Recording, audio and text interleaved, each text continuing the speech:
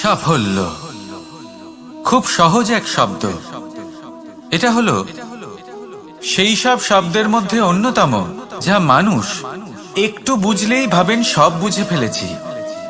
আর যেই উনি বুঝতে পারেন সাফল্য কি, আজীবন সেই সাফল্যের পেছনেই ছুটতে থাকেন। এই সাফল্য হলো একটা খেলার মতো, যাতে মানুষ নিজের সমস্ত জীবন বাজি লাগিয়ে দেন। আর প্রত্যেক খেলার মতোই এরও কিছু নিয়ম রয়েছে। আর প্রাথমিক নিয়ম হলো, এই সাফল্য লাভ করার জন্য সাফল্য লাভ করার স্বপ্ন আপনাকে অবশ্যই দেখতে হবে আগে। হ্যাঁ, কিন্তু শুধুমাত্র স্বপ্ন দেখলেই কিছুই হবে না। স্বপ্ন দেখুন, তারপরে আপনার নিজের নিদ্রাকে ভঙ্গ করতে হবে, দিনরাত পরিশ্রম করতে হবে, দিনরাত চেষ্টা করতে হবে। তবেই এই সাফল্য আপনার কাছে আসবে আর আপনার পদানত হবে। তাহলে স্বপ্ন দেখুন আর পরিশ্রম করে তাকে সার্থক করুন। যদি এটা করেন তবেই সাফল্য সহজেই আপনার কাছে আসবে। আর তখন মন প্রসন্ন হয়ে বলবে, রাধা রাধা। সমস্যা, প্রত্যেকের জীবনেই সমস্যা আসা যাওয়া করে। আর প্রত্যেক মানুষ সমস্যা আসার পর তার সমাধান খুঁজতে উঠে পড়ে লাগেন। কিন্তু যখনই সমস্যার সমাধান হয়ে যায়, আমরা সুপ্রসন্ন হয়ে যাই এবং অসাবধানও হয়ে যাই। আমাদের মনে হয় যে আমরা সম্পূর্ণরূপে সমস্যার অন্ত করেছি, কিন্তু কোথাও না কোথাও একটা ছোট্ট বীজ রয়েই যায়। আর সেই বীজ আমাদের অসাবধানতার ছত্রছায়ায় বড় হতে থাকে, আর তারপর মহা সংকট হয়ে আবার আমাদের উপর আক্রমণ করে। এই সংকট যে কোনো রূপে আসতে পারে, কোনো শত্রুর রূপেও আসতে পারে, বা কোনো মহামারীর রূপেও আসতে পারে। সেই জন্য সব সময় সাবধান থাকাই উচিত। কারণ অসাবধান হলে কি হয়, আমাদের সুরক্ষা চক্রে একটা ছেদ উৎপন্ন হয়, আর আমাদের শেষ করতে পারে এমন এক বাণ সেই ছেদ বিন্দু হয়ে আমাদের হৃদয়ে প্রবেশ করতে পারে। তাই যে কোনো সমস্যার সমাধান করুন, জয়ী হন, উৎসব পালন করুন, কিন্তু সাবধানে থাকবেন। আসুন আর আমার সাথে ভালোবেসে বলুন, রাধা রাধা। আমাদের জীবনে দুই ধরনের সম্পত্তি হয়ে থাকে, এক হলো ভৌতিক সম্পত্তি, এক হলো জৈবিক সম্পত্তি। অর্থ, সম্পদ, সুবিধে, খাদ্য, এইসব ভৌতিক সম্পত্তির মধ্যে পড়ে। ব্যক্তি, মিত্র, পরিবার, আমাদের আপনজন, আত্মীয় স্বজন সব জৈবিক শ্রেণীতে পড়ে। আর প্রত্যেক মানুষের পক্ষে এই বিভাজন বোঝা অত্যন্ত আবশ্যক। কারণ মূলত আমাদের ব্যবহার দুই রকমের হয়ে থাকে, হয় আমরা ভালোবাসি বা আমরা সদ্ব্যবহার করি। আর সবথেকে বড় ভুল আমরা তখন করি যখন আমরা বুঝতেই পারি না যে ভালোবাসবো কাকে আর ব্যবহার করব কাকে। আমরা ভৌতিক সম্পত্তি ভালোবেসে ফেলি আর ব্যবহার করি জৈবিক সম্পত্তিকে, যেখানে এটা অনুচিত। জৈবিক সম্পত্তিকে ভালোবাসুন আর ভৌতিক সম্পত্তিকে ব্যবহার করুন। যেদিন আপনার মধ্যে এই বোধ জাগ্রত হবে যে কাকে ভালোবাসবেন আর কাকে ব্যবহার করবেন, সেই দিন আপনার জীবনে শুধুই শান্তি বিরাজমান হবে। আর তখন এই মন প্রসন্ন হয়ে বলবে, রাধা রাধা। কাল, আজ এবং কাল, আমাদের সমগ্র জীবন এই তিনটির আশেপাশেই ঘুরতে থাকে। আমরা সবসময় বিগত সময়ের বিষয়ে ভাবতে থাকি। অতীতে যদি আমাদের দ্বারা কোনো ভুল হয়, সেই বিষয়ে ভেবে ভেবে আমরা সবসময় অনুতাপ করতে থাকি। এটা উচিত নয়। দেখুন, অতীতের থেকে শিক্ষা লাভ করা অত্যন্ত আবশ্যক, কিন্তু সেই ভুল যাতে আবার না হয় সেই কাজটা কিন্তু আপনাকে বর্তমানেই করতে হবে, তাই না? দ্বিতীয় কথা, আমরা সবসময় ভাবি আগামী দিনের বিষয়ে, ভবিষ্যতের বিষয়ে। আমরা ভাবি যে কাল করে নেব, আজ এই কাজ করতে পারছি না, কোনো ব্যাপার নয়, কাল করে নেব। আজ কাজটা শুরু করতেই পারলাম না, কোনো ব্যাপার নয়, কাল করে নেব। আজকের দিনটাই ভালো ছিল না, কোনো ব্যাপার নয়, সেটা কাল করে নেব। ব্যাপারটা বুঝুন, আপনি নিজের সময় নষ্ট করছেন। দেখুন, এই যে কাল, তা কখনোই আপনার হাতে আসবে না। তাই যে কাজ করতে চান সেটা আজকেই করুন, অন্তত শুরুটা করুন, কারণ এই আগামী সময় তা সবসময় আপনার থেকে এক কদম আগে থাকবে, একদিন এগিয়ে থাকবে। জানেন কেন? কারণ এই কাল আপনার জন্য অপেক্ষা করবে না, সেই জন্য আপনিও এর জন্য অপেক্ষা করবেন না। যা করার তা আজকেই শুরু করুন, কারণ যে বর্তমানে নিজের ভিত স্থাপন করেন না, ভবিষ্যৎকালে তার সুন্দর শক্তিশালী ভবন কখনো নির্মাণই হয় না। আসুন আর আমার সাথে ভালোবেসে বলুন, রাধা রাধা। আপনার কি মনে আছে যে আপনি শেষবার কবে পরাজিত হয়েছেন? আপনার ভুল কবে হয়েছিল? আপনি কবে অসফল হয়েছিলেন, কবে পরাজিত হয়েছিলেন? মনে নেই? তাহলে তো আপনি নিজের জীবনের সবথেকে বড় শিক্ষককে হারিয়ে ফেলেছেন। আপনার বিগত হার, পরাজয়, ভুল, এটাই আপনার জীবনের প্রধান শিক্ষক আর প্রধান সহায়ক। এটাই আপনাকে শেখায় যে কি করা উচিত, কি করা উচিত নয়। এই প্রকৃতি আমাদের কি শেখাতে চাইছে তা বুঝুন। এমন কি কোনো দিন আছে যার শেষে রাত আসে না? এমন কি কোনো নদী আছে যা শুকিয়ে যায় না? এমন কি কোনো বৃক্ষ আছে যার পাতা ঝরে না? এমনই তো হয়। কিন্তু যদি সূর্য পরাজয় স্বীকার করে, তাহলে রাতের পরে কখনোই দিন আসবে না। যদি নদী হার মেনে নেয়, তাহলে সে আবার বর্ষা ঘটাতে কখনোই সাহায্য করতে পারবে না। যদি বৃক্ষ হার মেনে নেয়, তাহলে সে বসন্ত ঋতুতে না নতুন পাতার জন্ম দিতে পারবে, আর না গ্রীষ্মকালে ছায়া প্রদান করতে পারবে। যদি এরা সবাই হার মেনে নেয়, তাহলে ধরিত্রী তৃষ্ণার্ত থাকবে। প্রকৃতি আমাদের এটাই শেখায় যে হার, অসফলতা, পরাজয় এগুলো আমাদের জীবনে আসবেই আসবে, আর আমাদের শিক্ষা দিতে আসবে, আমাদের মঙ্গলের জন্য আসবে। তাই নিজের দৃষ্টিভঙ্গি সেরকমই রাখুন। তাই ধনাত্মক দৃষ্টিভঙ্গি দিয়ে দেখুন, নিজের হার, নিজের পরাজয় থেকে শিক্ষা নিয়ে অগ্রসর হতে থাকুন। নিশ্চিত রূপে আপনি জয়ী হবেন, আর যখন জয়ী হবেন তখন মন প্রসন্ন হয়ে বলবে, রাধা রাধা। কথায় আছে এই জীবন একটা যুদ্ধ, একটা লড়াই, নিজের অস্তিত্বের জন্য, নিজের মূল্যের জন্য, যা আমরা পেতে চাইছি তার জন্য। এই যুদ্ধে জয়লাভ কে করে? এই যুদ্ধে জয়ী হয় এক যোদ্ধা। এবার বেশিরভাগ সময় আমরা যুদ্ধে অংশগ্রহণ করি না, নিজেকে বুঝিয়ে দিই যে আমরা তো যোদ্ধা নই। কিন্তু বিষয়টা তা নয়। একটা অত্যন্ত গুরুত্বপূর্ণ কথা আপনাকে মনে রাখতে হবে। কোন যোদ্ধা জন্ম থেকে যোদ্ধা হন না, তিনি চয়ন করেন যে তিনি যোদ্ধা হবেন কিনা। তিনি তখনই একজন যোদ্ধা হয়ে ওঠেন যখন তিনি পিছু হটবেন না বলে দৃঢ় প্রতিজ্ঞ হন।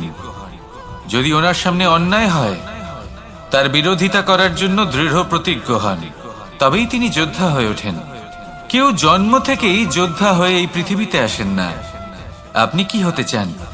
সেই দর্শক হতে চান যারা যুদ্ধভূমিতে বসে থেকে অন্য কারোর জয় উচ্ছ্বাস প্রকাশ করেন, নাকি সেই যোদ্ধা হতে চান যিনি নিজের শৌর্য দিয়ে, বীরত্ব দিয়ে নিজের পরাক্রম প্রদর্শন করেন, আর যার প্রশংসা যুগ যুগ ধরে হয়ে চলে? আপনি কি হতে চান সেই সিদ্ধান্ত আপনারই। আসুন আর আমার সাথে ভালোবেসে বলুন, রাধা রাধা। নাম, এই নাম আসলে কি বলা বড়ই মুশকিল। এই সংসারের প্রত্যেক বস্তু, প্রত্যেক ব্যক্তি, প্রত্যেক স্থান, প্রত্যেক জাতি, প্রত্যেক সম্প্রদায়ের নাম আছে। কিন্তু এই প্রত্যেক নাম কি যথেষ্ট? একেবারেই নয়। দেখুন, কিছু নাম হয় যা জন্মসূত্রে লাভ করা। যেমন আমার নাম রাখা হয়েছিল কৃষ্ণ, কিন্তু পরে মা আমাকে আদর করে কানাই বলতেন। যখন আমি গোবর্ধন পর্বত ধারণ করি, তখন সকলে আমাকে গোবিন্দ বলে ডাকতেন। যখন আমি কংসের সংহার করেছিলাম, তখন সকলে আমাকে কংসহারি বলতেন। যখন আমি গীতাতে জ্ঞানের উপদেশ দিয়েছিলাম, তখন সবাই আমাকে যোগেশ্বর ডাকতেন। কিছু নাম হয় যা জন্মসূত্রে পাওয়া যায়, আর কিছু নাম হয় যা কর্মসূত্রে পাওয়া যায়। জন্মসূত্রে পাওয়া নাম মৃত্যুর সাথে সাথে শেষ হয়ে যায়, কিন্তু কর্মের দ্বারা প্রাপ্ত নাম মৃত্যুর পরেও অক্ষত থেকে যায়। তাই আপনি এই নামের মোহে কখনোই জড়াবেন না। শুধু কর্ম করতে থাকুন, তাহলেই এই মন আনন্দিত হয়ে উঠবে।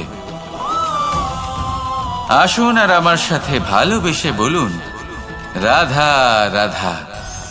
সংসারের সবথেকে গুরুত্বপূর্ণ বস্তু কি? সবথেকে গুরুত্বপূর্ণ ব্যক্তি কে? সবথেকে গুরুত্বপূর্ণ অস্ত্র কি? আপনার কাছে সবথেকে গুরুত্বপূর্ণ সময় কোনটা? এমন অনেক প্রশ্ন আমাদের মনে আসে, এবং তার উত্তর খোঁজার জন্য আমরা কি না করি, কোথায় কোথায় না যাই, যেখানে এর উত্তর আমাদের কাছেই রয়েছে, আমাদের সামনেই রয়েছে। সংসারের সবথেকে গুরুত্বপূর্ণ ব্যক্তি হলেন তিনি, যিনি এই মুহূর্তে আপনার সাথে রয়েছেন, আপনার সামনে রয়েছেন। সবথেকে গুরুত্বপূর্ণ অস্ত্র হলো সেটাই যা আপনার কাছে রয়েছে। সবথেকে গুরুত্বপূর্ণ বস্তু সেটাই যেটা এই মুহূর্তে আপনার হাতে রয়েছে। সবথেকে গুরুত্বপূর্ণ পুঁজি সেটাই যেটা এই মুহূর্তে আপনার সাথে রয়েছে। আর সবথেকে শ্রেষ্ঠ এবং গুরুত্বপূর্ণ ফল সেটাই যেটা আপনি এই মুহূর্তে ভোগ করছেন। যা আছে তা এই মুহূর্তেই আছে। পর মুহূর্তে আপনি থাকবেন কিনা সেটা আপনিও জানেন না। তাহলে বাকি কোনো ব্যক্তি বা বস্তু বা অস্ত্র বা ধনের বিষয়ে আপনি কি বা বলবেন? জীবন যদি থাকে তাহলে তা এই মুহূর্তে আছে, বর্তমানে আছে। অন্য সবই ভাবনা এবং কল্পনা মাত্র। তাই এই জীবন উপভোগ করুন, শুধু আনন্দই আনন্দ পাবেন। আসুন আর আমার সাথে ভালোবেসে বলুন, রাধা রাধা। সারল্য। মানুষ সবসময় এমন কিছু খোঁজে যা সরল, এমন পথ খোঁজে যা সরল, সেই সকল বস্তুর পিছনে ছোটে যা সহজেই পাওয়া যায়। আপনি আমাকে বলুন, যদি সবই সহজে পাওয়া যেত তাহলে আনন্দ কিসে থাকতো? আপনি আমাকে বলুন, সরল কোনটা? দুঃখ ভোগ করার পর চোখের জল ফেলা, নাকি হাসি মুখে অন্য কাউকে সাহস জোগানো? সরল কোনটা? পড়ে যাওয়ার পরে কাউকে সাহায্যের জন্য অনুরোধ করা, নাকি স্বয়ং নিজের পায়ে উঠে দাঁড়িয়ে শক্তি অর্জন করা? সরল কোনটা? ঝড় বৃষ্টি আসার পরে নিজের ভেঙে যাওয়া বাড়ি দেখে চোখের জল ফেলা, নাকি মাটিতে জল দিয়ে আবার নিজের বাড়ি মেরামত করে পুনর্নির্মাণ করা? কোনটা সরল? আপনি দেখবেন সেটাই সরল যেটা শেষে আপনাকে যন্ত্রণা দেবে। সরল পথ নির্বাচন করবেন না, উচিত এবং শ্রেষ্ঠ লক্ষ্য নির্বাচন করুন। পথ যেমনই হোক না কেন তা আপনাকে মেনে নিতেই হবে। যদি পথ কঠিন হয় তাও ভালো, কারণ যে ব্যক্তি কঠিন পথে চলা শুরু করেন শেষ পর্যন্ত সাফল্যের ফুল তার চরণেই এসে পড়ে। তাহলে সামনে এগোতে থাকুন আর আমার সাথে ভালোবেসে বলুন, রাধা রাধা। জীবনে কখনো না কখনো এই প্রশ্ন আপনার মনে এসেই থাকে যে আমরা আসলে কে, কোথা থেকে এসেছি, সূত্রপাত কোত্থেকে হয়েছে, লক্ষ্যটা কি আর কোথায় পৌঁছতে চাই, আমাদের অস্তিত্ব কি, আর কেন এই জীবন আমরা লাভ করেছি?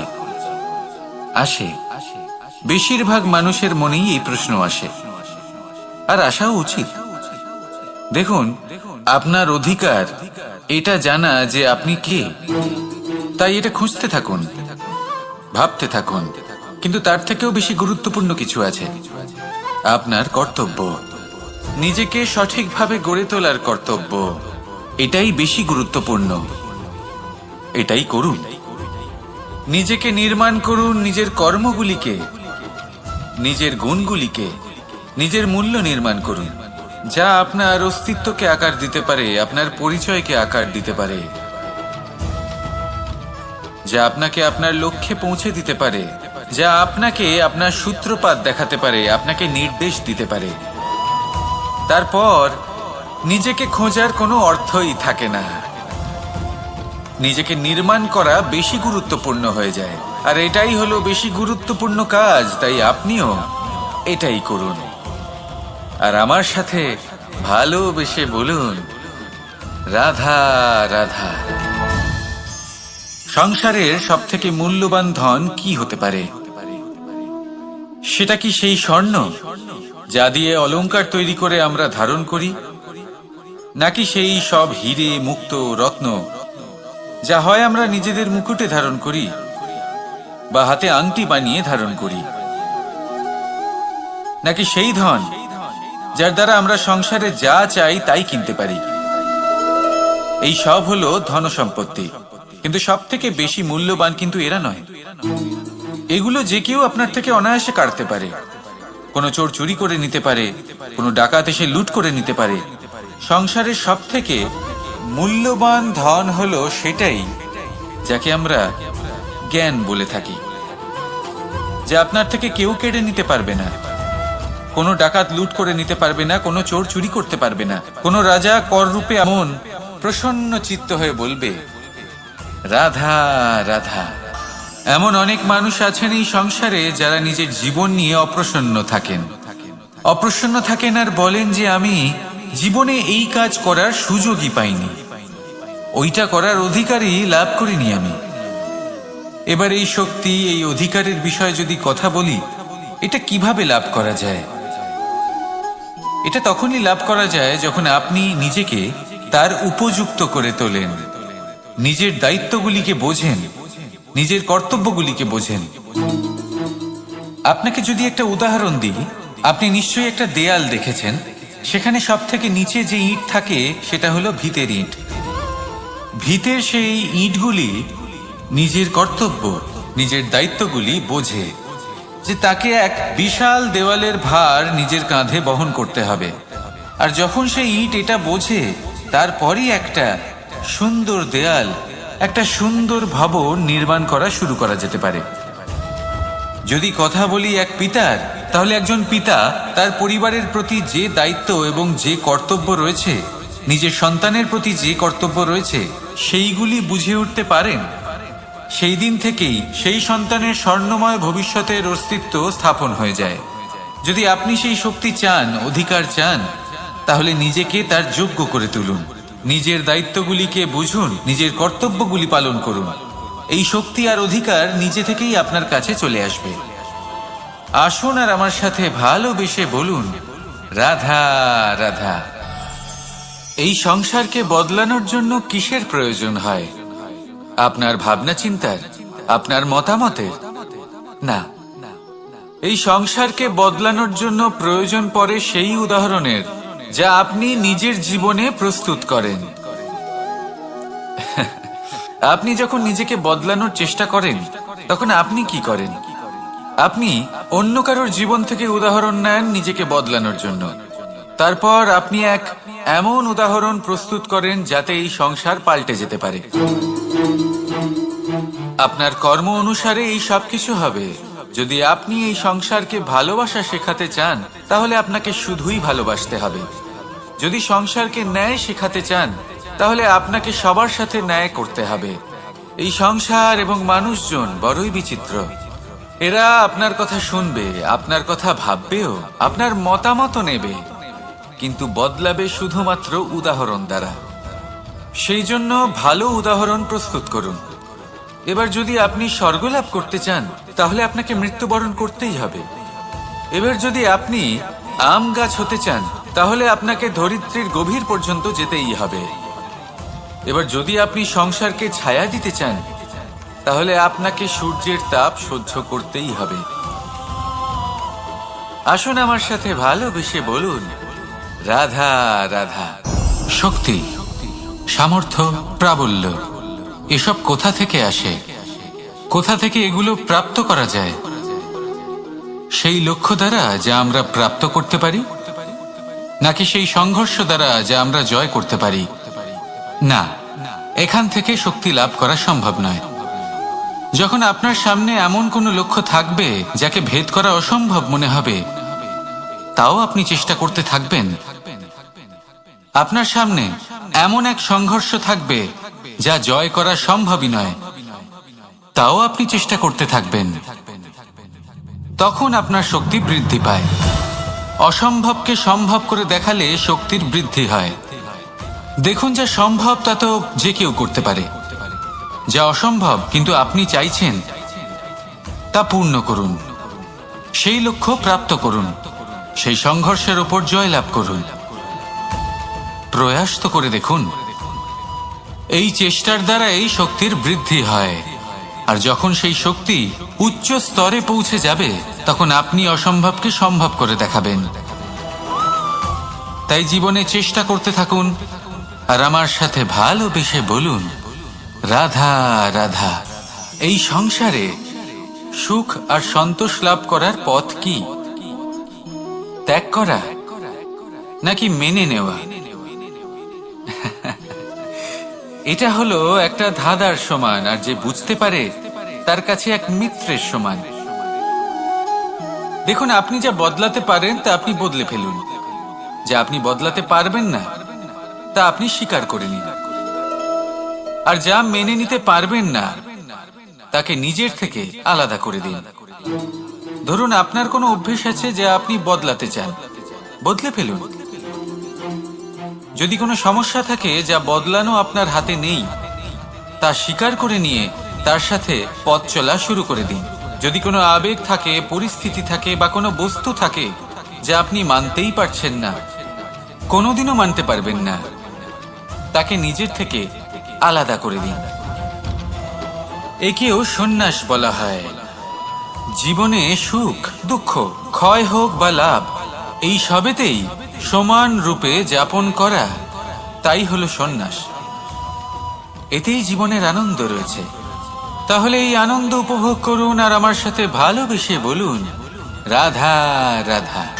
আজ আমি আপনাকে একটা কাহিনী শোনাবো।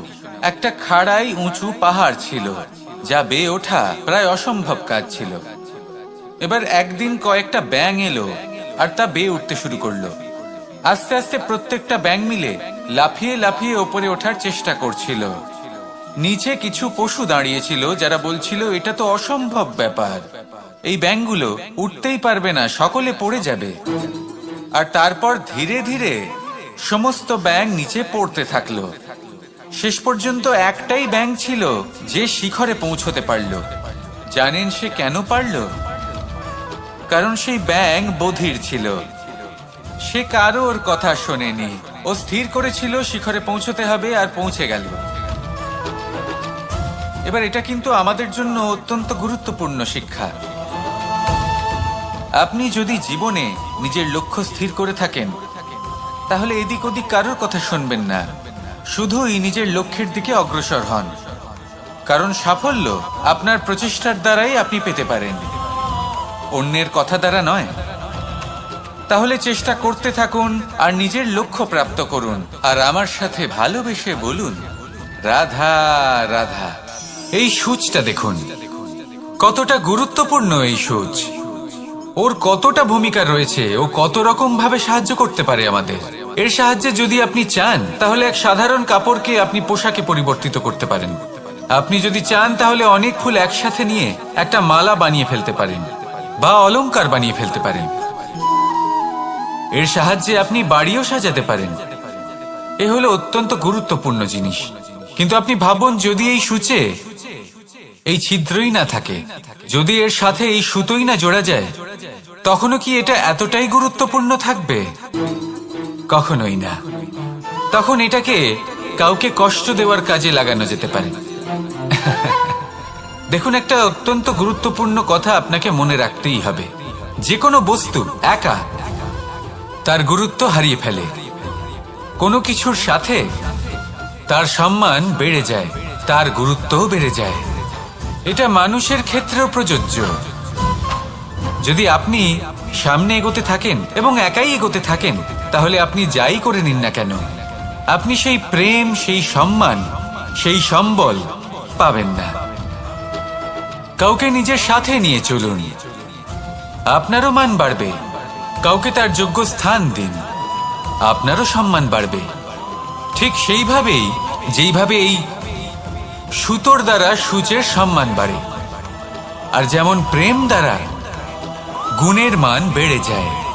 তাহলে আসুন আর আমার সাথে ভালোবেসে বলুন, রাধা রাধা।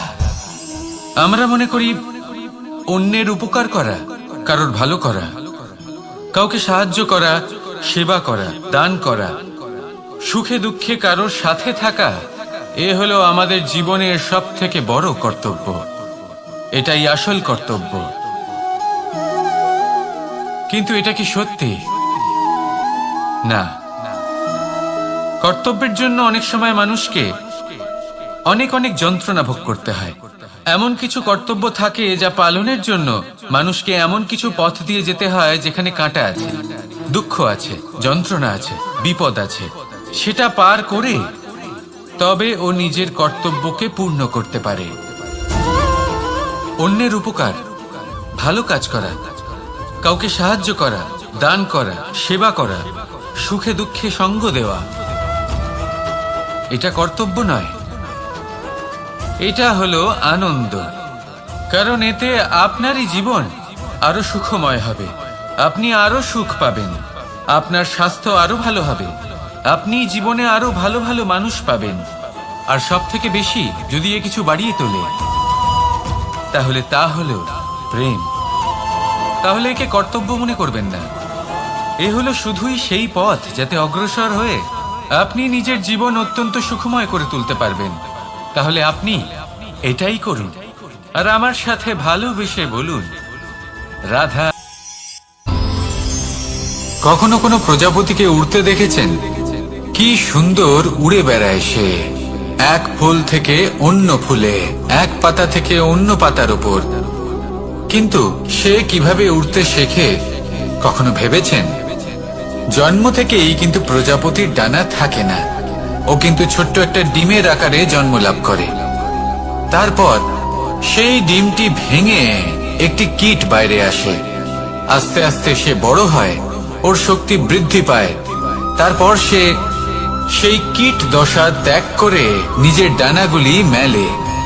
এই প্রক্রিয়া তার কাছে সরল নয়, অত্যন্ত যন্ত্রণাদায়ক প্রক্রিয়া, কিন্তু সে সেই যন্ত্রণা মেনে নেয়। আর তারপর আস্তে আস্তে সে উড়তে শেখে। শুধুমাত্র আকাশে উড়ে বেড়ায় তা নয়, আমাদের মনের মাঝে উড়ে বেড়ায়। এবার এই ডিম থেকে প্রজাপতি হয়ে ওঠার যে যাত্রা, এটা যতটা কঠিন, ততটাই কঠিন হয় এই সংসারে শ্রেষ্ঠ কর্ম করা, ততটাই কঠিন হয় এই সংসারে মহান হয়ে ওঠা। সেই জন্য প্রয়োজনীয় প্রচেষ্টা এবং সময়। নিরন্তর প্রচেষ্টা করতে থাকুন, পর্যাপ্ত সময় নিন, এবং আপনি নিজেকে এই আকাশে উড়ন্ত অবস্থায় পাবেন। আসুন আমার সাথে ভালোবেসে বলুন, রাধা রাধা। পায়েস হলো আমার বিশেষ প্রিয়। এর মধুর স্বাদ মনকে প্রফুল্ল করে তোলে। ছোটবেলায় মা আমার জন্য পায়েস বানাতেন এবং আমাকে বলতেন যে গরম থাকতে থাকতে খেয়ে নে কানাই, ঠান্ডা হয়ে গেলে ভালো লাগবে না। কিন্তু আমিও দুষ্টু ছিলাম, ঠান্ডা হওয়া পর্যন্ত অপেক্ষা করতাম, আর ঠান্ডা হয়ে যাওয়ার পরে মার কাছে যেতাম আর ওনাকে বলতাম যে মা, পায়েস তো ঠান্ডা হয়ে গেছে, এটা গরম করে দিন।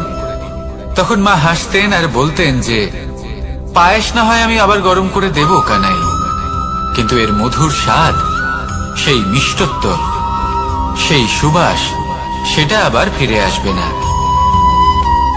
কথাটা সত্যি। আর এই সত্যটাই আমাদেরও জীবনের সত্য। আমাদের জীবনের মধুর সম্পর্কগুলি, এতে যখন কটুভাব প্রবেশ করে, তখন সেই মিষ্টত্ব ফিরিয়ে আনা প্রায় অসম্ভব ব্যাপার হয়ে যায়। আপনি চেষ্টা করে সেই সম্পর্ক ঠিক করতেই পারবেন, তার জন্য অগাধ পরিশ্রম করতে হবে, কিন্তু আবার সেই মিষ্টত্ব কখনো ফিরে আসবে না। সেই জন্য আপনার জীবনের যে মধুর সম্পর্ক আছে, যতটা সম্ভব চেষ্টা করুন তাতে মিষ্টত্ব বজায় রাখতে। কটুভাব আসতে দেবেন না। আসুন আর আমার সাথে মধুর স্বরে বলুন, রাধা রাধা। শব্দ, শব্দ আসলে কি? শুধুই কয়েকটি অক্ষরের সমষ্টি,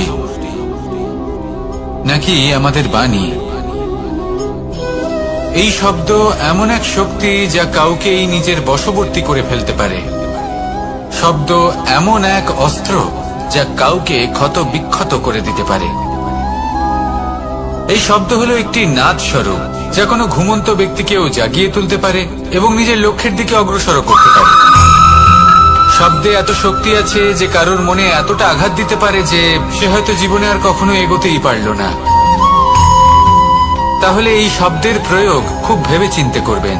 এবং এই শব্দের মতোই হলো নীরবতা। অনেক সময় এই নীরবতা আমাদের সহায়ক হয়ে ওঠে। অনেক সময় এটা আমাদের অনুশোচনাকে অনেক বেশি বাড়িয়ে তুলতে পারে। ভীষ্ম পিতামহ, অঙ্গরাজ কর্ণ যখন দ্রৌপদীর বস্ত্রহরণ হচ্ছিল তখন এনারা নীরব ছিলেন। দুর্যোধনের বিরোধিতা করেননি, ওকে বাধা দেননি।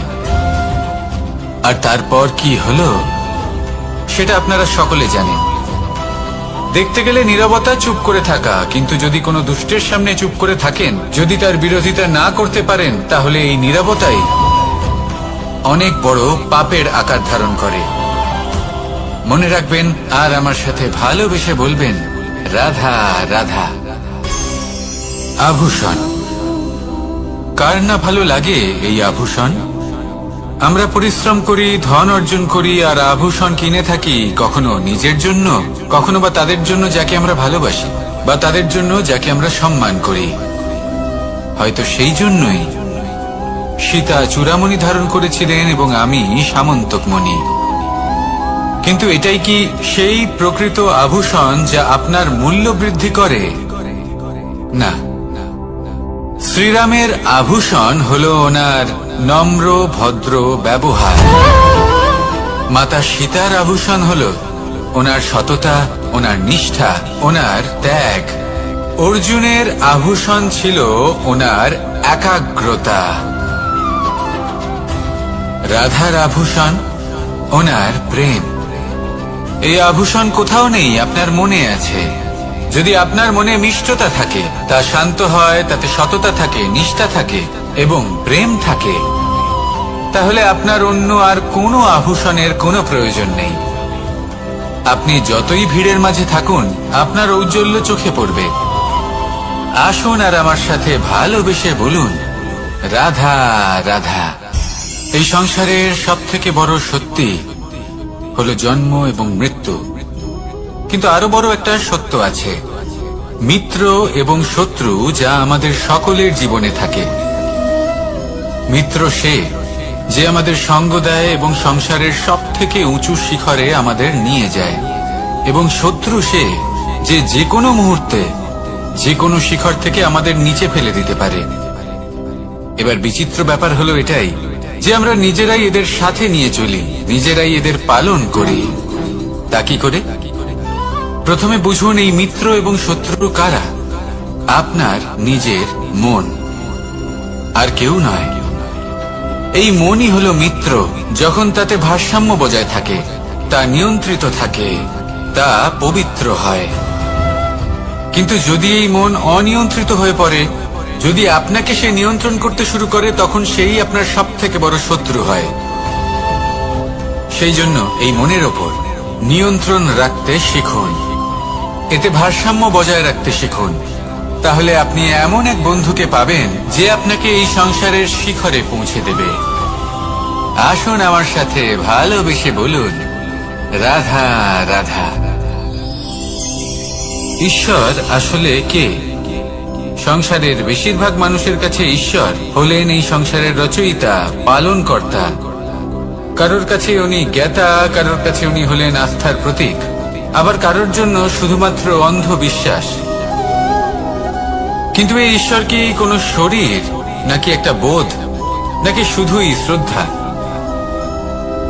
ঈশ্বর হলেন তিনি যিনি হলেন আপনার ইষ্ট। সেই জন্যই তো গুরু, মাতা, পিতা এনাদেরও ঈশ্বরই বলা হয়েছে। যাদেরকে আমরা ঈশ্বর বলে মনে করি, যারা আমাদের ইষ্ট, তারা আমাদের একটি পথ দেখান, একটি দিকে চালিত করেন। সেই পথে চলে আপনি শুভ কর্ম করতে পারেন। আর যখন কোনো ব্যক্তি তার ঈশ্বরের আদেশ পালন করেন, তখন সে নিজে থেকেই শুভ পথে অগ্রসর হয়ে যান।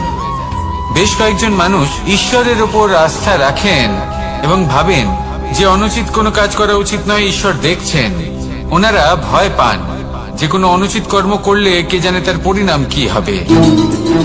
এমন অনেক ব্যক্তি রয়েছেন যারা ঈশ্বরকে বিশ্বাস করেন এবং জানেন যে ঈশ্বর তাদেরকে দেখছেন, তাই যে যে শুভ কর্ম ওনারা করেছেন তার ফল তারা অবশ্যই পাবেন।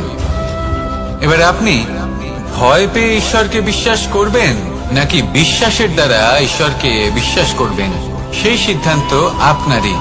কিন্তু হ্যাঁ, যদি আপনার মনে ঈশ্বরের জন্য কোনো স্থান থাকে, যদি আপনার কোনো ইষ্ট থাকেন, যদি আপনি কাউকে ঈশ্বর মনে করেন যার প্রত্যেক আদেশ আপনি পালন করে থাকেন, তাহলে বলি ঈশ্বর কখনো আপনাকে অনুচিত পথে চালিত করবেন না। আসুন আমার সাথে ভালোবেসে বলুন, রাধা রাধা। এই সংসারে ভিন্ন ভিন্ন ধরনের গাছ আছে, অসংখ্য ধরনের প্রজাতি আছে। কিছু গাছ পাতা দিয়ে থাকে, কিছু ফুল, কিছু ফল। কেউ ছায়া প্রদান করে, কেউ শীতলতা প্রদান করে, কেউ নিজেকে খুব কষ্ট দিয়ে এই সংসারের বিকাশে সহায়ক হয়ে ওঠে। কিন্তু এই সবার মধ্যে একটা বিষয় কিন্তু সমান, এরা প্রত্যেকেই পাতা ছাড়া, ফুল ছাড়া, ফল ছাড়া জীবিত থাকতেই পারে, কিন্তু কোনো বৃক্ষই শিকড় ছাড়া বেঁচে থাকতেই পারে না। এটাই হলো রাধা। ঠিক সেইভাবেই আমাদের জীবনে শক্তি হোক, ধন হোক বা সাফল্য হোক, আমাদের বা আমাদের পরিবারের প্রসন্নতাই হোক, এই সব কিছুর আধার হলো, সবকিছুর মূল হলো পরিশ্রম। তাই জীবনে চিরকাল পরিশ্রম করতে থাকুন। যদি আপনি জীবনে মহান হবার পথে অগ্রসর হতে চান, তাহলে পরিশ্রম করুন। এই পরিশ্রম দ্বারাই নিজের পরিবারকে প্রসন্ন করুন, নিজের বন্ধুদের প্রসন্ন করুন, এই সমাজকে গর্বিত করুন। আসুন আমার সাথে ভালোবেসে বলুন, রাধা রাধা। এই সংসারের সব থেকে বড় রোগ কোনটা? কেউ বলবে মানসিক রোগ, কেউ বলবে সেই রোগ যা সর্পদংশনের ফলে হয়ে থাকে। এই সংসারে ভিন্ন ভিন্ন ধরনের রোগ আছে এবং তার সাথে ভিন্ন ভিন্ন ধরনের যন্ত্রণাও রয়েছে। এমন একটা রোগ আছে যা চোখে দেখা যায় না, যা আপনার শরীরে কোনো দাগ রেখে যায় না, কিন্তু আপনার আত্মাকে পর্যন্ত ক্ষত বিক্ষত করে, অসুস্থ করে তোলে, বিনাশ করে দেয় আপনাকে এবং তার সাথে আপনার আত্মাকে। এই অসুখের নাম হলো লালসা। লালসা, যে কর্ম সাধন করেছেন তার থেকে বেশি ফল লাভ করার আশা। লালসা, যা আজ আছে তার থেকে অনেক বেশি লাভ করার ইচ্ছে। এই ইচ্ছে এই সংসারে সবার থেকে এগিয়ে থাকার আপনাকে প্রেরণা যোগাবে, কিন্তু তার জন্য আপনাকে অপরাধযোগ্য কাজ করতে উৎসাহিত করবে। আপনার বন্ধু, আপনার আত্মীয়, আপনার পরিবার, এই সবার থেকে আপনি কখন দূরে চলে যাবেন আপনি বুঝতেই পারবেন না। উচিত অনুচিত কোনটা, ধর্ম অধর্ম কোনটা, সব ভুলে যাবেন আপনি। সেই জন্য মনে রাখবেন, নিজের জীবনে যদি আপনি লালসার থেকে নিজেকে দূরে রাখতে পারেন, তাহলে এর অর্থ হলো যে আপনি এই সংসারের সব থেকে বড় অসুখের ওপর বিজয় লাভ করেছেন। আসুন আমার সাথে ভালোবেসে বলুন, রাধা রাধা। এই সাগর কত বিশাল আকার, কখনো শান্ত কখনো উত্তাল, কিন্তু এই সাগরকে এত মহান কে করে তুলল? জল। এবার এই জলের যাত্রা দেখুন, সেটা কতটা কঠিন। এই জল সাগরে থাকে, সূর্য ওকে এতটা উত্তপ্ত করে তোলে যে এই জল নিজের অস্তিত্ব হারিয়ে ফেলে এবং বাষ্পে পরিণত হয়ে হাওয়ায় মিলিয়ে যায়। তারপরে আকাশে যায় আর নিজের অস্তিত্ব আবার হারিয়ে ফেলে, মেঘে পরিণত হয়। তারপর এই মেঘ কোথাও গিয়ে কোনো পর্বতে ধাক্কা খায়, তারপর আবার এই জল নিজের অস্তিত্ব হারায়। তারপরে বর্ষার রূপ ধারণ করে তা বর্ষিত হয়, বা কোনো পর্বতের চূড়ায় তার শিখরে বরফের রূপ ধারণ করে। তারপরে এই বর্ষা মাটির দিকে নিজের যাত্রা শুরু করে। এবার মাটিতে ঝরে পড়া এই বর্ষা স্রোতের আকার ধারণ করে এবং আস্তে আস্তে বইতে থাকে।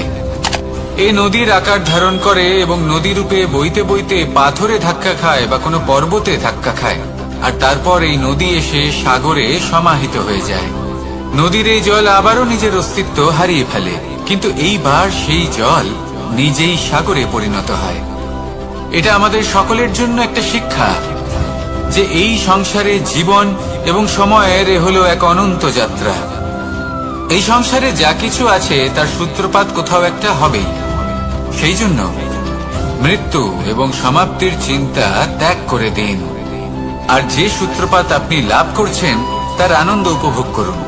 ভেবে দেখুন আপনি কিভাবে শ্রেষ্ঠ কর্ম করতে পারেন যাতে এই সংসার এবং এই সমাজ এই দুইয়ের মঙ্গল সম্ভব। আসুন আমার সাথে ভালোবেসে বলুন, রাধা রাধা। মাকড়সার জাল দেখতে পাচ্ছেন? মাকড়সারা ভীষণ পরিশ্রম করে এটা তৈরি করে, নিজের শরীরের রস দিয়ে এই জাল বোনে। আপনি কি এটার উদ্দেশ্য জানেন? আসলে মাকড়সা এই জালে ছোট কীটপতঙ্গ ধরে তাদেরকে খাদ্যরূপে গ্রহণ করে। কিন্তু আপনি কি এই কথা জানেন যে একদিন মাকড়সা নিজেই নিজের জালে জড়িয়ে মৃত্যুবরণ করে থাকে? বলুন, কি করেন আপনি এই জাল দেখতে পেলে? দেখতে পেলেই মুছে ফেলেন এর অস্তিত্ব, তাই না? তেমনি অন্যদিকে পাখির বাসা, পাখিরাও ভীষণ পরিশ্রম করে এটা তৈরি করে। কিন্তু যদি পাখি একদিন এটা ছেড়ে চলে যায়, তাহলেও লোকে এটা নষ্ট করে দেয় না। কারণটা কি? এর কারণ হলো এর নির্মাণ জীবন সঞ্চারের জন্য করা হয়েছিল, নষ্ট করার জন্য নয়। তাই মনে রাখবেন, জীবনে আপনার পরিশ্রম যতই বেশি হোক না কেন, যদি আপনার লক্ষ্য শুভ না হয়, তাহলে আপনারও বিনাশ নিশ্চিত। তাই সৃজন করতেই থাকুন আর মুগ্ধ হয়ে বলুন, রাধা রাধা।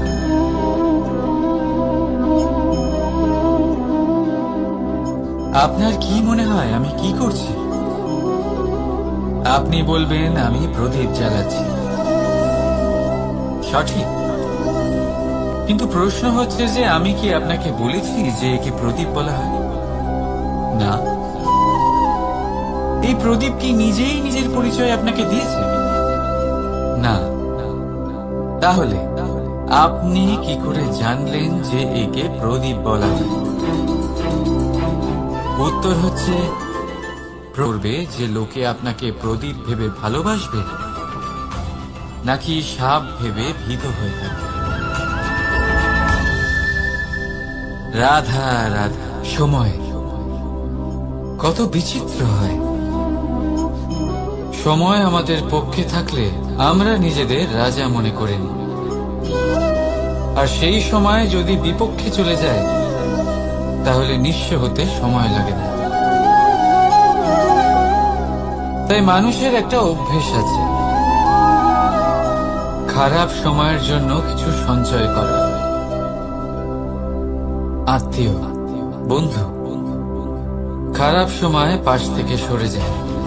যশ, মান প্রতিকূল সময় চিরস্থায়ী হয় না।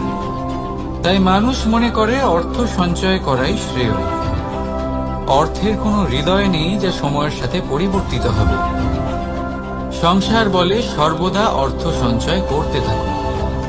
খারাপ সময় অবশ্যই কাজে লাগবে, কিন্তু আমি বলবো শুভ কর্ম করতে থাকুন, আনন্দে থাকুন, নিজের ওপর আর ঈশ্বরের ওপরে বিশ্বাস রাখুন।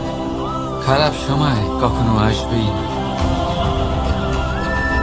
রাধা রাধা। প্রকৃতি মানুষকে এক বিশেষ শক্তি দিয়েছে, অন্য জীবের থেকে বেশি শক্তি দিয়েছে। স্মরণ শক্তি। এই শক্তি মানুষকে অন্য জীবের থেকে ভিন্ন করে, ইতিহাস রচনা করার প্রেরণা দেয়, জ্ঞানকে বংশানুক্রমে এগিয়েও নিয়ে যায়।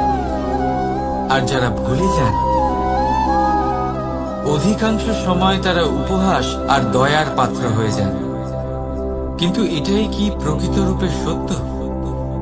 না।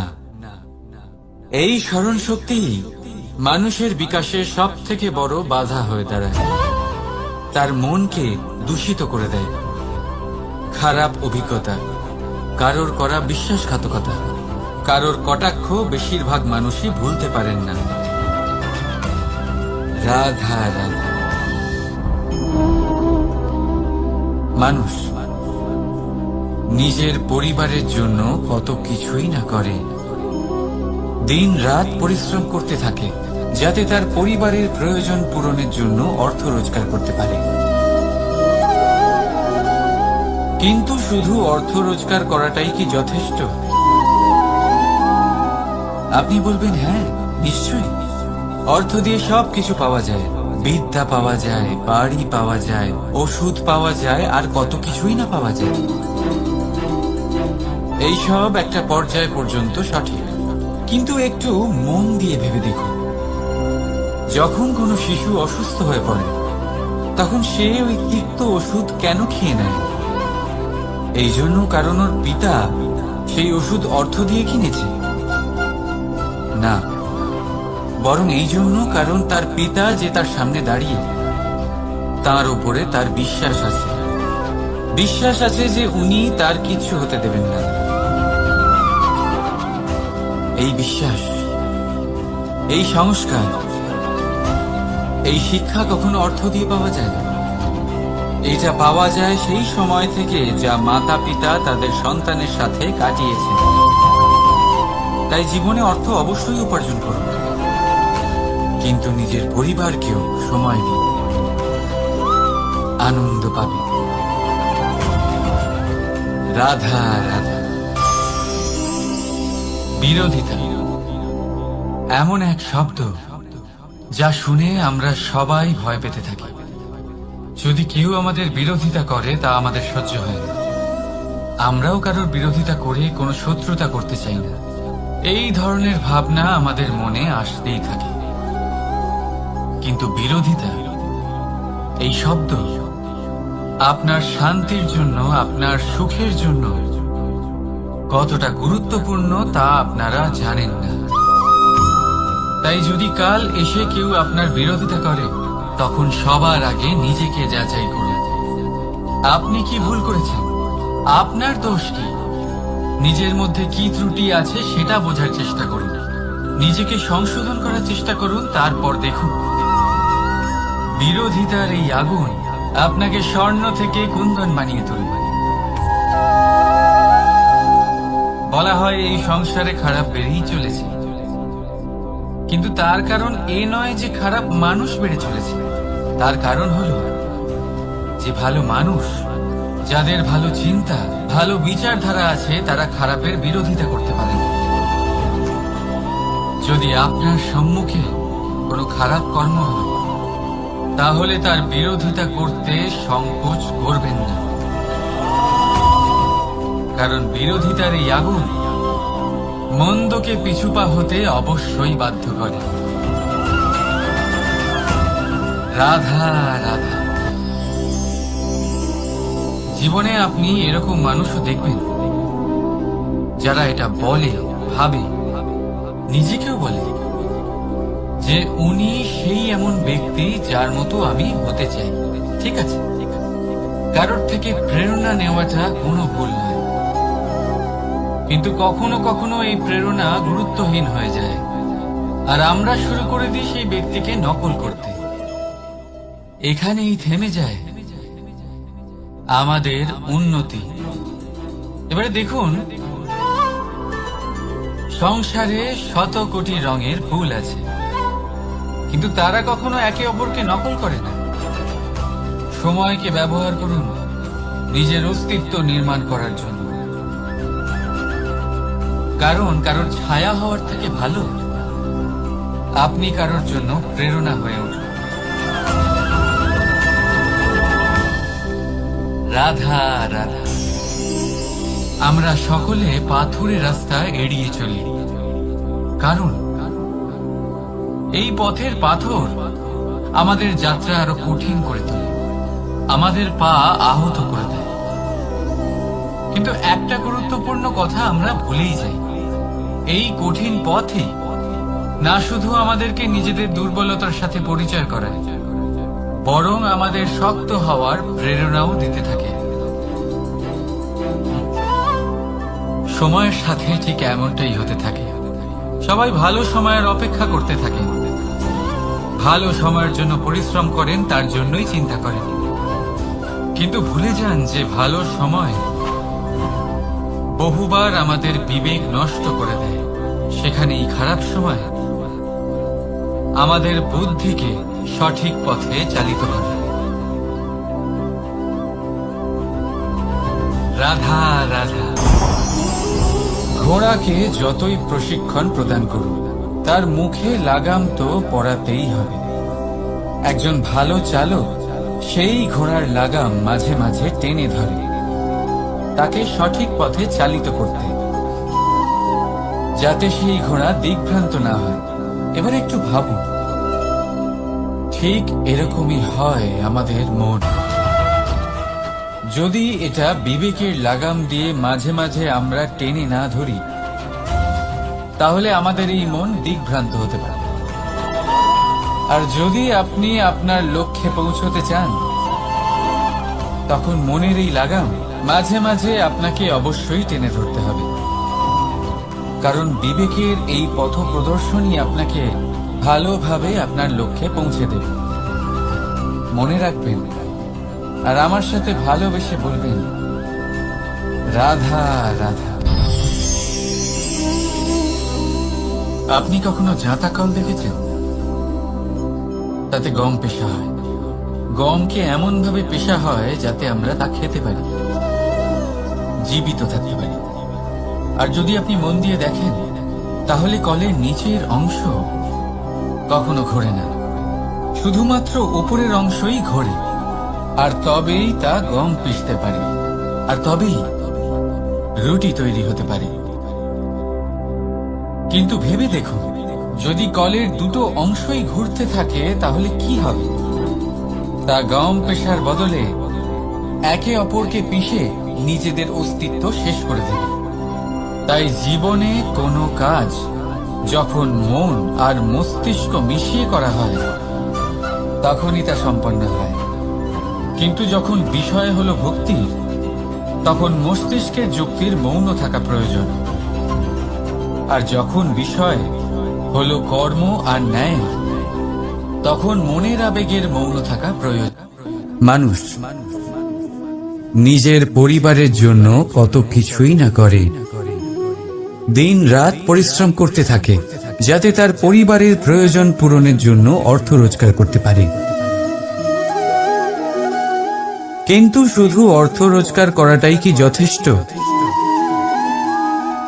আপনি বলবেন, হ্যাঁ নিশ্চয়ই, অর্থ দিয়ে সব কিছু পাওয়া যায়, বিদ্যা পাওয়া যায়, বাড়ি পাওয়া যায়, ওষুধ পাওয়া যায়, আর কত কিছুই না পাওয়া যায়। এই সব একটা পর্যায় পর্যন্ত সঠিক, কিন্তু একটু মন দিয়ে ভেবে দেখুন, যখন কোনো শিশু অসুস্থ হয়ে পড়ে, তখন সে ওই তিক্ত ওষুধ কেন খেয়ে নেয়? এই জন্য কারণ ওর পিতা সেই ওষুধ অর্থ দিয়ে কিনেছে? না, বরং এই জন্য কারণ তার পিতা যে তার সামনে দাঁড়িয়ে, তার ওপরে তার বিশ্বাস আছে। বিশ্বাস আছে যে উনি তার কিচ্ছু হতে দেবেন না। এই বিশ্বাস, এই সংস্কার, এই শিক্ষা কখনো অর্থ দিয়ে পাওয়া যায় না। এইটা পাওয়া যায় সেই সময় থেকে যা মাতা পিতা তাদের সন্তানের সাথে কাটিয়েছেন। তাই জীবনে অর্থ অবশ্যই উপার্জন করুন, কিন্তু নিজের পরিবারকেও সময় দিন, আনন্দ পাবে। রাধা রাধা। কখনো কোনো পাখিকে দেখেছেন? যখন তারা ডিম পাড়তে প্রস্তুত হয়, তখন তারা সবচেয়ে আগে একটা স্থান খোঁজে, একটা স্থান যা বর্ষা, রৌদ্র আর শত্রুর থেকে সুরক্ষিত হয়। তারপর তারা বাসা তৈরি করে, তারপরেই ডিম পাড়ে। আর তারপর যখন সেই ডিম ফুটে তার সন্তানদের জন্ম হয়, সে তাদের খাবার খাওয়ায়, তাদের রক্ষণাবেক্ষণ করে। কিন্তু যখন তাদের ডানা গজায়, তখন না সে তাদের খাবার দেয় আর না তাদের বাসা বানাতে শেখায়। শুধুমাত্র তাদের উড়তে শেখায় সে। তারপর সেই বাচ্চারা আকাশে উঠতে শিখে নিজেরাই নিজেদের খাবার জোগাড় করতে শিখে যায়, নিজেরাই নিজেদের বাসা বানাতে শিখে যায়। আর আমরা মানুষেরা কি করি? আমাদের সন্তান বড় হয়ে যাওয়া সত্ত্বেও তাদের নিয়ে সর্বদা দুশ্চিন্তা করি। তার জন্য আমরা গৃহ নির্মাণের চেষ্টা করি। নিজের সন্তানকে আরো শক্তিশালী করে গড়ে তোলার বদলে তাকে আমরা দুর্বল করে দিই। জীবনে সেটাই করুন যা একটা পাখি করে। নিজের সন্তানকে আকাশে ওড়ার শিক্ষা দিন, সংস্কার দিন, আর একটা নির্দিষ্ট সময়ের পরে তাকে নিজের আকাশ নির্ধারণ করতে মুক্ত করে দিন। রাধা রাধা। সাগরে সেতু বাঁধার গল্প তো আপনারা নিশ্চয়ই শুনে থাকবেন। রামচন্দ্রের সেনাকে 100 যোজন সমুদ্র অতিক্রম করে লঙ্কায় আক্রমণ করতে হতো। সেতুকার নল আর নীল সেতু বাঁধার উপায় বের করল, কিন্তু প্রশ্ন ছিল সেতু বাঁধা কি করে হবে? সমুদ্র অত্যন্ত গভীর। কত পাথর দেওয়া হলে এই বিশাল সমুদ্র অতিক্রম করা সম্ভব হবে? তখন এক উপায় নির্ধারিত হলো। পাথরের ওপর লেখা হলো রামের নাম, আর যখন সেই পাথরগুলোকে সাগরে ফেলা হলো সেগুলো ভাসতে লাগলো। এবারে কেউ বলবেন এটা রামচন্দ্রের নামের মহিমা, কেউ বলবেন এটা নারায়ণের কোনো জাদু, কিন্তু না, এটা রামচন্দ্রের সেই গুণ, ওনার ব্যক্তিত্বের সেই মহান দিক যা ওনার প্রতিনিধিত্ব করেছে।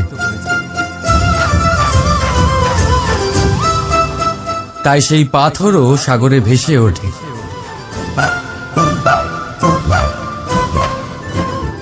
ঠিক সেইভাবেই যেখানে আমরা থাকি না সেখানে আমাদের গুণ আমাদের প্রতিনিধিত্ব করে। আমাদের নামের শক্তি আমরা নিজেরাই তৈরি করি।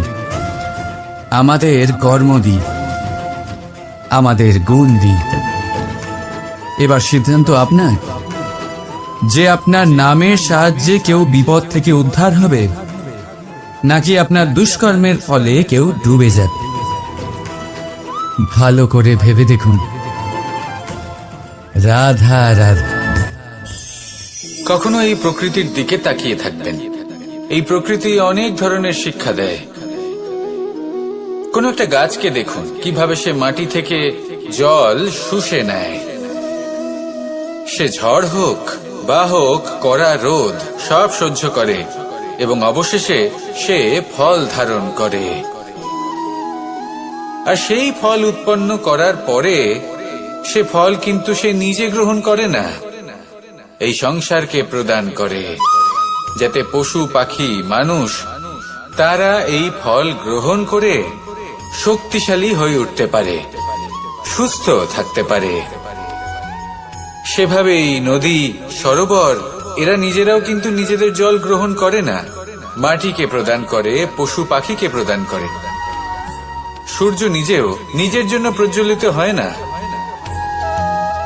সে প্রকাশ ছড়িয়ে দিতে চায় আমাদের সবার কাছে, সে আলো পৌঁছে দিতে চায়। এই প্রত্যেকের কর্মে পরমার্থ নিহিত আছে, আর সেই জন্যই এদের সকলকে পুজো করা হয়। তাই মনে রাখবেন, আপনার কাছে জীবন যাপনের অতিরিক্ত যা কিছুই আছে তা পরমার্থের জন্য। তাহলে তার সদ্ব্যবহার করুন আর আমার সাথে ভালোবেসে বলুন রাধা রাধা। আমরা প্রত্যেকেই অবশ্যই এমন সময় দেখেছি যখন অনেকগুলো সমস্যা একসাথে আমাদের জীবনে এসে পড়ে। সমস্যা আমাদের প্রত্যেকের জীবনেই থাকে। আমরা তার সমাধান খুঁজতে চেষ্টা করি, কখনো সমাধান খুঁজে পাই, আবার কখনো যতই চেষ্টা করি না কেন কোনো সমাধান খুঁজেই পাই না। আর যখন এটা হয় তখন মানুষ অত্যন্ত বিচলিত হয়ে পড়েন। নিজের আত্মীয় স্বজন, নিজের বন্ধু বা সংসার এদের ওপরে এই দোষ চাপিয়ে দেন যে এদের জন্যই এই সমস্যা এসেছে।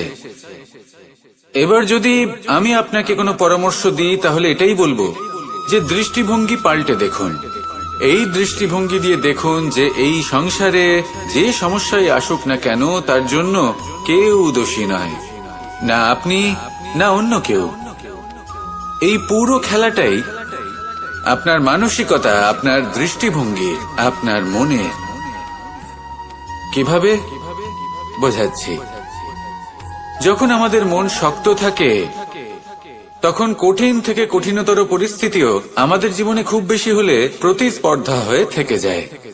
সেখানে যদি আমাদের মন দুর্বল থাকে তখন অল্প কঠিন পরিস্থিতিও আমাদের কাছে খুব বড় সমস্যা হয়ে যায়, তাই না? একটা শক্ত মন কঠিন পরিস্থিতিকে প্রতিস্পর্ধা হিসেবে দেখে আর তার মধ্যেও একটা সুযোগ খুঁজে নেয়। আমাদের শুধু এটাই করতে হবে। এই সংসারে অন্য কাউকে দোষী মনে করলে আপনার সমস্যা দূর হয়ে যাবে না। সেই জন্য এই সংসারকে দোষ দেওয়ার বদলে এই সমস্যার মূলে চলে যান, সেটাকে বুঝুন, নিজের এই মনকে শক্ত করে তুলুন। যদি আপনার মন শক্তিশালী হয় তাহলে এই সংসারে অনেক বড় বড় কঠিন থেকে কঠিনতর পরিস্থিতিও যদি আসে, আপনার জীবনে যতই বড় বড় সমস্যা আসুক না কেন আপনার লক্ষ্য লাভে বাধা দিতে পারবে না। আসুন আমার সাথে ভালোবেসে বলুন, রাধা রাধা। আমরা সবাই পাথর দেখেছি, পর্বতও দেখেছি, শুকনো পাতাও দেখেছি, শ্যামল বনানীও দেখেছি। কখনো ভেবেছেন পাথরের অস্তিত্ব কিন্তু ততক্ষণ পর্যন্ত যতক্ষণ সে পর্বতের গায়ে আটকে থাকে। যখন সেই পর্বত থেকে সেই পাথর ভিন্ন হয়ে যায় ও নিজের অস্তিত্ব হারিয়ে ফেলে। আস্তে আস্তে কখনো পাথর কেটে বা কখনো পিষ্ট হয়ে সেই পাথর আস্তে আস্তে মাটিতে পরিণত হয় এবং পূর্ণরূপে নিজের অস্তিত্ব হারিয়ে ফেলে। এটাই পাতার সাথেও হয়। এই পাতা যতক্ষণ গাছের ডালের সাথে যুক্ত ততক্ষণ তার অস্তিত্ব থাকে। যখনই ডাল থেকে বিচ্ছিন্ন হয় সেও নিজের অস্তিত্ব হারিয়ে ফেলে। আর এটাই আমাদের সাথেও হয়। যতক্ষণ আমরা নিজেদের আপনজনের সাথে যুক্ত থাকি আমাদের অস্তিত্ব বজায় থাকে। যখন আপনজনদের সাথে সম্পর্ক ছিন্ন করি তখন আমরাও আমাদের অস্তিত্ব হারিয়ে ফেলি। এবার এই সংসারের প্রত্যেক ব্যক্তি স্বতন্ত্র থাকতে চান, আর অনেক ব্যক্তি স্বতন্ত্র থাকবেন বলে আপনজনদের দূরে করে দেন আর তাদের সাথে এই সম্পর্ক ছিন্ন করেন। এটা কি সত্যি প্রয়োজন? আপনজনদের সাথে সম্পর্ক ছিন্ন করে নিজের অস্তিত্ব হারিয়ে ফেলা প্রয়োজনীয়, নাকি আপনজনদের সাথে সম্পর্ক বজায় রেখে নিজেদের স্বতন্ত্র করে রাখা সেটা আবশ্যক? নির্বাচন আপনারই। আসুন আমার সাথে ভালোবেসে বলুন, রাধা রাধা। আপনি কি কখনো নৌকা যাত্রা করেছেন? করে না থাকলেও নিশ্চয়ই দেখেছেন যে এই জল যা নিজের অন্তরে সব কিছু সমাহিত করে নিতে পারে, এই নৌকা সেই জলের ওপরেই ভেসে থাকে। নদীর স্রোত কাটিয়ে সে সামনে অগ্রসর হয়। কিন্তু যদি এই নৌকায় কোনো ছিদ্র হয় তাহলে কিন্তু সেই নৌকা ডুবে যাবে। আর এতে কোনো তফাৎ হবে না যে সেই ছিদ্র ছোট নাকি বড়, নৌকা ডুবে যাবে। এই ছিদ্র হলো আমাদের জীবনে আমাদের অপগুণ, আমাদের দোষ, আমাদের বিকার। কখনো এটা ভাববেন না যে এই দোষ খুবই ছোট, এতে কিছুই যাবে আসবে না। না, সেই ছোট দোষ, সেই ছোট বিকার যদি সেটাকে শুধরে না নেন তাহলে সেটা আপনাকে আপনার পতনের দিকে নিয়ে যাবে।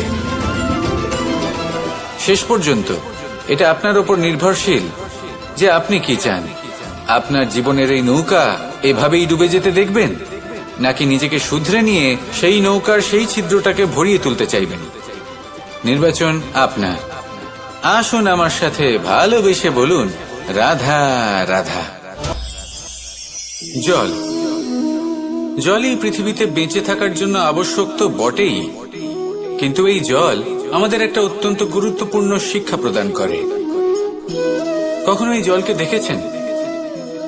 যে পরিস্থিতিতেই এই জল প্রবাহিত হোক না কেন, এর উপর যা কিছুই প্রভাব থাকুক না কেন, এর পথে যতই বাধা আসুক না কেন, তার মধ্যে থেকে ও নিজের পথ ঠিক বের করে নেয়, কিন্তু নিজের প্রবাহ থামতে দেয় না, ক্রমাগত অগ্রসর হতে থাকে। সেরকমই একটা শিক্ষা যেটা আমরা জল থেকে পেয়ে থাকি তা হলো এটা, আমরা যখন জলের দিকে তাকাই তখন আমরা নিজের প্রতিবিম্ব দেখি, স্পষ্টভাবে দেখতে পাই, কিন্তু তখনই দেখতে পাই যখন এই জল শান্ত থাকে, স্থির থাকে। যদি এই জল অশান্ত হয়ে থাকে, স্থির না হয়, তাহলে আমরা এতে নিজের প্রতিবিম্ব দেখতে পাই না। এটাই আমাদের মনের সাথেও হয়ে থাকে। যখনই জীবনে কোনো সংকট আসে, যদি আমরা শান্ত মনে, স্থির মনে সিদ্ধান্ত নিই, তাহলে সেটা এমন একটা শীতল সিদ্ধান্ত হবে যেটা আমাদের ভবিষ্যৎকে একটা শ্রেষ্ঠ স্থানে নিয়ে যাবে। যদি এই মন অশান্ত হয়, বিচলিত হয়, পীড়িত হয়, দুঃখিত হয়ে থাকে, রুষ্ট হয়ে থাকে, তাহলে অনেক সময় আমরা এমন সিদ্ধান্ত নিই যেটা আমাদের জন্য অনুচিত প্রমাণিত হয়। যখন আপনি ক্রুদ্ধ ছিলেন বা দুঃখের বশে ছিলেন, তখন অনেক সময় হয়তো এমন সিদ্ধান্ত নিয়েছেন যেটার জন্য ভবিষ্যতে আপনি অনুশোচনা করেছেন। এবার দেখুন, এই আবেগগুলো থেকে আমরা পালাতে পারবো না, কিন্তু এই আবেগগুলো আপনার উপর কতটা প্রভাব ফেলবে সেটা আমরা অবশ্যই ঠিক করতে পারি। এই মনকে আমরা নিয়ন্ত্রণ করতে পারি। এটাই করুন, চিন্তা করুন, এই মনকে শান্ত রাখুন, স্থির হতে চেষ্টা করুন, আর তারপরে সিদ্ধান্ত নিন। আসুন আমার সাথে ভালোবেসে বলুন, রাধা রাধা। এই জন্যই ঈশ্বর দ্বারা প্রদত্ত এই উপহারের বিষয়ে ভাবুন, এই জীবনের বিষয়ে ভাবুন।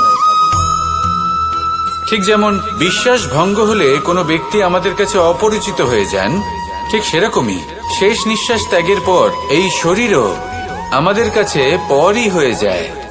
তাই এই শরীর থাকাকালীন শ্রেষ্ঠভাবে একে সদ্ব্যবহার করুন, এই জীবনে শ্রেষ্ঠ কর্ম করুন, আর এই জীবনকে শ্রেষ্ঠভাবে যাপন করার জন্য কিছু কথা বোঝা প্রয়োজনীয়।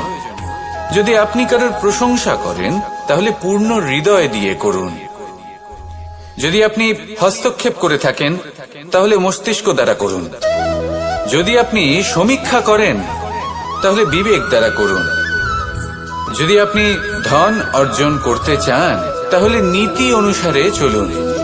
যদি জীবনযাপন করতে চান, তাহলে রীতি মেনে করুন। আর যদি ঈশ্বরের ভজন করতে চান, তাহলে ভক্তিভাব নিয়ে করুন। শুধু এই কথা মনে রাখবেন যে আপনার এই জীবন কিন্তু অনিশ্চিত কাল পর্যন্তই আছে। কতক্ষণ আছে সেটা কেউ জানে না। তাই কিছু মুহূর্ত যেটা যাপন করতে আমরা এখানে এসেছি, সেখানে ক্রোধ, অহংকার, ঈর্ষা, এইসব আবেগের কি গুরুত্ব বলুন তো? এগুলো ত্যাগ করুন। মানুষকে ক্ষমা করতে শিখুন, আস্তে আস্তে বিশ্বাস করতে শিখুন। এই সংসারে নিঃস্বার্থভাবে প্রেম করতে শিখুন, আর সবার মধ্যে আনন্দ বিতরণ করুন। তাই এই সব গুণ যদি আপনি আত্মসাৎ করতে পারেন, তাহলে আপনার জীবনে শুধু আনন্দ এবং আনন্দই বিরাজমান হবে। আসুন আমার সাথে ভালোবেসে বলুন, রাধা রাধা রাধা রাধা রাধা রাধা। ধর্মরথের 4টি অশ্ব চালানোর জন্য যিনি সারথি হবেন, তার যে 4টি গুণ থাকা প্রয়োজন, সেই সমস্ত গুণ অর্জুনের মধ্যে উপস্থিত রয়েছে।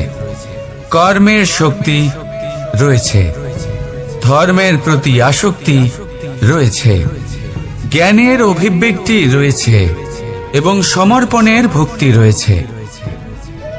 নিশ্চিত রূপে ধর্মরথে সারথি হবার জন্য অর্জুনই সব থেকে যোগ্য। আর ও শুধুমাত্র দ্রৌপদীর স্বামীই হবে না, ইতিহাসে কুরুবংশের রাজকুমার বা ইন্দ্রপুত্রের নামেই শুধু পরিচিত হবে না, বরং অর্জুনই স্বয়ং ইতিহাস রচনা করবে। অর্জুনই হবে কৃষ্ণ সারথি, যত্র যোগেশ্বর কৃষ্ণ তত্র পার্থ ধনুর্ধর। তাহলে আসুন আর আমার সাথে ভালোবেসে বলুন, রাধা রাধা।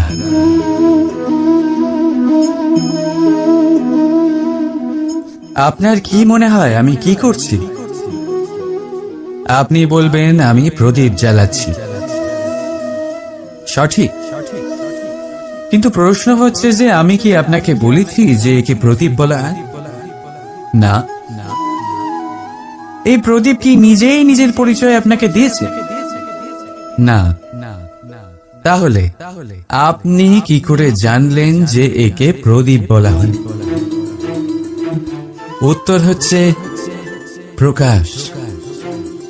যে স্বয়ং জ্বলে অন্ধকারের মধ্যে সংসারকে পথ দেখায়, সেটাই প্রদীপ। যা নিরাশার মাঝে আশার আলো প্রদর্শন করে, সেটাই প্রদীপ।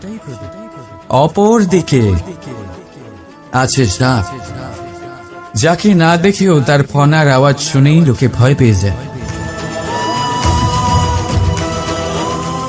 তার মানে ব্যক্তির পরিচয় তার কর্মের দ্বারা পাওয়া যায়। তাই আপনার এটা বলার প্রয়োজন নেই যে আপনার পরিচয় কি। এটা আপনার কর্মই নিশ্চিত করবে যে লোকে আপনাকে প্রদীপ ভেবে ভালোবাসবে নাকি সাপ ভেবে ভীত হয়ে থাকবে। রাধা রাধা।